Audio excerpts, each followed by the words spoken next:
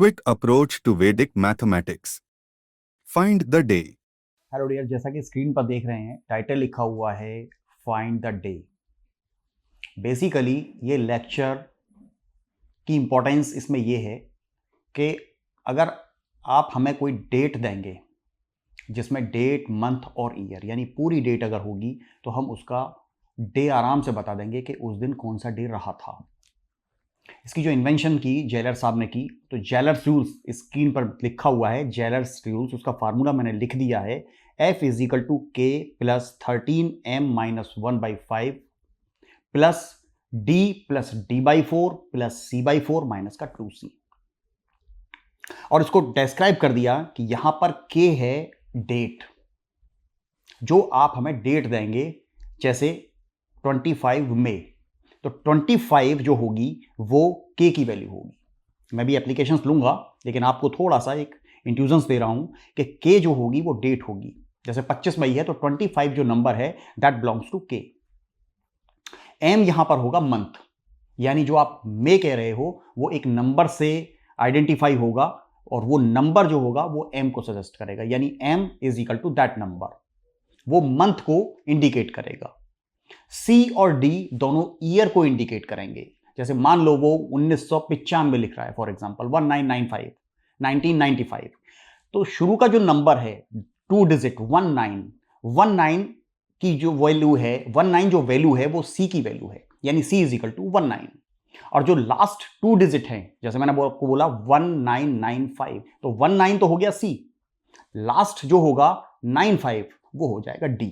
और ये डाटा हम इस फार्मूले में पुटअप करके इसे थोड़ा सा कैलकुलेट करेंगे। कुछ थोड़ी सी ट्रिक्स हैं, उसको हम कैलकुलेट करते हैं। इसमें देखने वाली बात यह है कि जो मंथ होगा वो यहां पर मार्च से स्टार्ट होता है, यानी जैसे जनरली आप कहते हैं कि भाई जनवरी 1 नंबर से स्टार्ट है, फेब 2, मार्च 3, लेकिन यहां पर ऐसा नहीं है। यहां पर जो मंथ की सीक्वेंसिंग होगी वो पहली चीज तो मार्च से होगी, और मार्च का जो मंथ होगा वो 1 नंबर को इंडिकेट करेगा।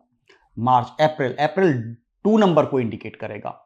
तो यहां पर स्टार्टिंग जो मंथ होगा वो हमारा मार्च होगा। उस तरीके से हम इसको कैलकुलेट करेंगे। तो मैं एग्जांपल के तौर पर एक डेट लेता हूं, और वो डेट है जी 26 जून 1983, 1983। ये मैंने अभी एक डेट ली है 26 जून 1983, मुझे इसका डे निकालना है। अब देखिए इसमें हम कैसे कैसे पुटअप करते हैं फार्मूले के अकॉर्डिंग, यानी k की जो वैल्यू हो गई वो तो पता लग गया जी 26 हो गई। अब बात कर रहे हैं मंथ की। जो मंथ होगा जून, मार्च हमारा फर्स्ट नंबर होगा। मैं बार बार इसीलिए आपको इस चीज को थोड़ा सा मैं फोकस कर रहा हूं कि we should start from the month of March and that belongs to the number 1, यानी मार्च 1, अप्रैल 2 नंबर, मार्च अप्रैल मई 3, और जून होगा 4, यानी मार्च अप्रैल मई जून, यानी 1 2 3 4, यानी जून के लिए नंबर आया 4, m की वैल्यू 4 होगी। यहां पर आप जनवरी से स्टार्टिंग नहीं करेंगे, यहां आप मार्च से स्टार्टिंग करेंगे, यानी मार्च 1 नंबर, मार्च अप्रैल 2 नंबर, मई 3 नंबर, और जून होगा 4 नंबर। इसी तरीके से आगे अगर कोई मंथ आता है तो उसी तरीके से आप उसको सीक्वेंसाइज कर लीजिए और वो नंबर आप तलाश लीजिए। यहां पर m की वैल्यू 4 आ गई। अब रेस्ट नंबर देखते हैं। 1983, ये जो 19 है ये वैल्यू होगी c की, यानी c is equal to 19, first 2 digit c को बिलोंग्स करेंगे, यानी c इज इक्वल टू 19। और जो d जाएगा वो d होगा जी 83। मैंने चारों डाटा जो इस फार्मूले में यूज हो रहे थे, चारों वेरिएबल्स, उनके मैंने डाटा उनके सामने पुटअप कर दिए, यानी k is equal to 26, m is equal to 4, c is equal to 19 and d is equal to 83। अब मैं इनको फार्मूले में पुटअप करता हूं और कैलकुलेट करूंगा, लेकिन ये ध्यान रखिएगा कैलकुलेशन में मैं सिर्फ इंटीजर डिजिट लूंगा, मैं कोई भी डेसिमल डिजिट को कंसीडर नहीं करूंगा। इस फार्मूले में जब मैं पुटअप करूंगा और जो कैलकुलेशन आएगी इसमें, उस कैलकुलेशन में सिर्फ only integer digits are the considerable. अब हम करते हैं जी काम। f is equal to k यानी 26 प्लस 13m, m की वैल्यू 4 है, 13m minus 1/5 plus d 83 plus 83/4 यानी d/4 था, प्लस c/4 यानी 19/4 और माइनस का 2c यानी 2 इंटू सी की वैल्यू हो गई जी 19। मैंने डाटा को फार्मूले में फिट कर दिया। अब मैं इसमें कैलकुलेशन बताता हूं। देखिए 26, इसमें तो कोई कैलकुलेशन की जरूरत नहीं है। नेक्स्ट 13 चौका 52 यानी 52 minus 1/5 plus 83 as it is लिख देता हूं। अब जब 83 को मैं 4 से डिवाइड करूंगा तो 4 दूनी 8, ये 20 पॉइंट समथिंग देने वाला है जी। ये मुझे पॉइंट से आगे जाना ही नहीं है, इसलिए मैंने डिस्कार्ड कर दिया और मैंने 20 फैच कर लिया। मैंने अभी आपको बताया था कि इस पूरी कैलकुलेशन में मैं सिर्फ इंटीजर वैल्यूज पर फोकस करूंगा, मैं फ्रैक्शनल पर नहीं जाऊंगा, मैं मतलब डेसिमल वैल्यूज पर नहीं जाऊंगा। तो जब 83 को आप 4 से डिवाइड करते हैं तो आपको 20 मिलता है, 20 पॉइंट समथिंग। तो मुझे पॉइंट समथिंग में तो जाना ही नहीं है, मुझे इंटीजर डिजिट से मतलब है और मैंने 20 लिख लिया। नेक्स्ट 19/4, तो 4 चौक 16, 4 पंजे 20 यानी 4 चौक 16 यानी 4 जाएगा जी इसका आंसर। 4 पॉइंट समथिंग होगा, पॉइंट समथिंग में जाना ही नहीं मुझे। बार बार मैं कह रहा हूं कि मुझे इंटीजर लेना है। माइनस 19 दूनी 38, 38। अब मैं इसको फिर दोबारा से थोड़ा सा सॉल्व कर दूं।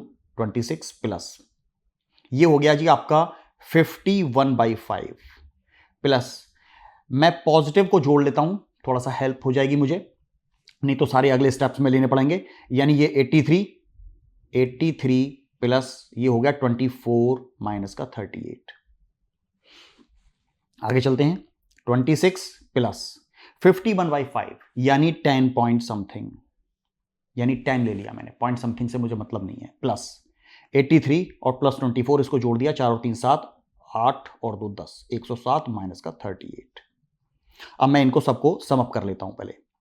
तो ये हो जाएगा जी आपका 26, ये होगा 36 प्लस 107 माइनस 38। आप एक साथ भी कर सकते हैं, लेकिन मैं स्टेप बाय स्टेप चल रहा हूं। अब मैं इसको जोड़ लेता हूं। 7 और 6 13, 3 और 1 4, 143 माइनस का 38। अगर आपसे सब्सट्रैक्ट करेंगे तो 143 को 38 सब्सट्रैक्ट कर दीजिए इसमें, तो यहां से 5 मिल जाएगा, 13 बनाएंगे, आप कैरी लेंगे। तो ये 13 8, अगर आप 13 और 8 को सब्सट्रैक्ट करते हैं तो जी आपको मिलेगा 5, और यहां हो गया 3, ये मिलेगा जी आपको 10। यानी आंसर आपको मिल गया 105। अभी आपने f की वैल्यू निकाली है।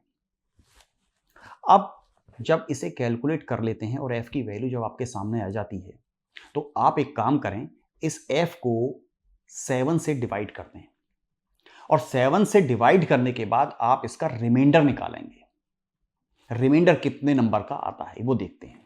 यानी मैंने इसको 7 से डिवाइड कर दिया, f/7 कर दिया मैंने। तो इसको जब मैं देखता हूं तो 7 एकम 7, 3 बचे, अब ये 35 हो गया, 7 चौक 28, 7 पन्ना 35, 7 पन्ना 35 यानी 7 5 से 35। रिमाइंडर इसमें कुछ नहीं बचा जी, ये पूरा कैंसिल आउट हो गया। यानी रिमाइंडर अगर मैं बात कर रहा हूं तो रिमाइंडर मिल गया जी मुझे 0। मैं आपको यहां पर यह बताना चाहता हूं कि रिमाइंडर 0 जो नंबर होगा वो संडे को बिलोंग करेगा। 1 नंबर आपका मंडे को बिलोंग करेगा। इसी तरीके से आप चलाते चले जाएंगे, यानी 0 संडे, 1 मंडे, 2 नंबर ट्यूसडे को जाएगा, 3 नंबर वेडनेसडे को जाएगा, 4 नंबर थर्सडे को जाएगा। इसी तरीके से आप आगे लेंगे। रिमाइंडर 0, क्योंकि आप 7 से डिवाइड कर रहे हैं तो ऑब्वियसली बात है ज्यादा से ज्यादा रिमाइंडर आपका 6 होगा, 6 से ऊपर रिमाइंडर नहीं जाएगा क्योंकि 7 से डिवाइड कर रहे हैं। तो 0 से लेके 6 तक यानी 7 डेज हो जाते हैं और 7 डेज उसी तरीके से मैंने नॉमिनेट कर दिए कि 0 stands for the Sunday, 1 stands for the Monday. तो अल्टीमेटली यहां पर रिमाइंडर 0 होने का मतलब है कि जो डे आप कैलकुलेट कर रहे थे that will be the Sunday.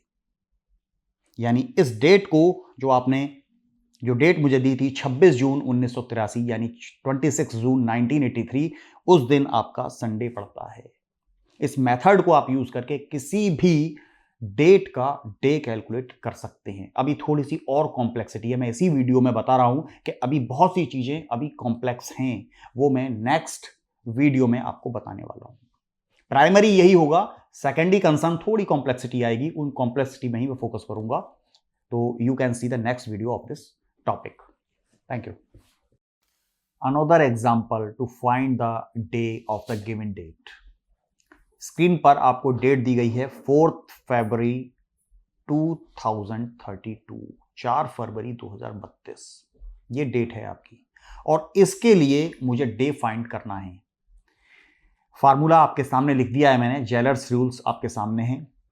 मैं अब धीरे धीरे पहले तो वेरिएबल्स के वैल्यूज उसमें पुटअप करता हूं कि वेरिएबल्स की वैल्यू क्या होगी। देखिए k इज इक्वल टू 4 होगी, m फैब को रिप्रेजेंट कर रहा है। तो मैंने आपको बताया था कि जो स्टार्टिंग मंथ है हमारा वो मार्च है, यानी March will be considered as a number 1। तो ऑब्वियसली बात है मार्च से पहले आता है फरवरी, यानी फैब जो हो जाएगी वो आपके 12 नंबर पे जाएगी। देख लीजिए 12 मंथ होते हैं, तो फरवरी जो है यानी फैब जो है हमारा वो last month of this year होगी, क्योंकि when we start March as a first month then फरवरी automatically will be the last month of that year.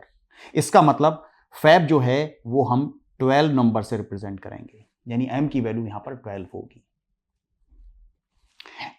इसके बाद जो c होगा दैट इज 20, यानी first 2 digit of the given year 2032 यानी 2032। तो 20 जो है वो सी की वैल्यू है, लेकिन डी की वैल्यू आपके हिसाब से 32 होनी चाहिए, लेकिन 32 नहीं होगी। यही थोड़ी सी कॉम्प्लेक्सिटी है इसमें, 32 नहीं होगी जी, ये 31 कहलाएगी। क्यों कहलाएगी 31, मैं अभी आपको बताता हूं। देखिए हमारा जो मार्च से महीना जब स्टार्ट होता है, मार्च अप्रैल मई जून जुलाई, तो मार्च से पहले पड़ गया फैब, यानी मार्च से पहले फैब आएगा तभी तो मार्च आएगी। यानी मार्च की बात करते तो हम ईयर लेते 32, लेकिन अब हमारा जो ईयर है वो स्टार्ट हो रहा है मार्च से, तो मार्च से पहले जो फैब है वो तो प्रीवियस ईयर में जा रही होगी। इसका मतलब ये जो फैब है ये 31 में काउंट होगी। तो यहां पर डी की वैल्यू 31 आ जाती है। अगर यहां पर जैन भी होता तो भी वो 31 में जाता, लेकिन अगर दिसंबर होता तो वो 32 में जाता, क्योंकि दिसंबर अभी उसी साइकिल में आ रहा है, मार्च अप्रैल मई जून दिसंबर लास्ट। लेकिन जैन फैब, क्योंकि स्टार्ट तो आपका जैन से ही होता है, तो जब हम जैन फैब मार्च तक आएंगे तो जैन और फैब उसके प्रीवियस ईयर्स के होंगे। तो ये एक्सेप्शनल केस है कि जब जैन और फैब मंथ की बात करेंगे तो वहां पर आपको जो ईयर है वो एक रिड्यूस करना पड़ेगा, एक नंबर उसमें। तो यहां पर डी की वैल्यू 31 है जी, ये मेन कॉम्प्लेक्सिटी थी इसकी।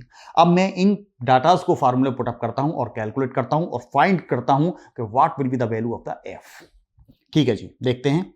एफ इज इक्वल टू यानी 4 प्लस 13m यानी 12 minus 1 divide by 5 plus D की वैल्यू हो गई 31 plus D by 4 31 by 4 plus C हो गया जी आपका 20/4 और माइनस का 2c यानी 2 इंटू 20। यहां तक अभी हमने डाटास फार्मूले के अकॉर्डिंग पुट कर दिया जी। अब आगे की बात करते हैं, यानी कैलकुलेशन करते हैं 4 प्लस अब 12 इंटू 13, हम सीधे सीधे मल्टीप्लाई करते हैं, 12 36 3 और 12 कम 12 और 3 15 यानी 156 आएगा जी। 156 माइनस 1 डिवाइड बाई 5 प्लस ये 31 ही रहेगा, लेकिन 31/4 करूंगा तो 4 7 4 32 यानी 4 7 28, 7 लूंगा मैं, पॉइंट नहीं आएंगे, 7 प्लस 20 डिवाइड बाई 4 5 आएगा और माइनस का 40 आएगा। कोई भी फ्रैक्शनल वैल्यू नहीं लेनी है, कोई भी डेसिमल वैल्यू नहीं लेनी है हमें, सिर्फ इंटीजर की वैल्यू। अब इसे थोड़ा सा और कैलकुलेट करते हैं। 4 प्लस ये हो जाएगा 155, क्योंकि 156 में से एक सब्सट्रैक्ट किया, अगेन नीचे 5 है, प्लस अब मैं थोड़ा सा कैलकुलेट कर लूँ तो ये हो जाएगा 38 प्लस 5 माइनस का 40।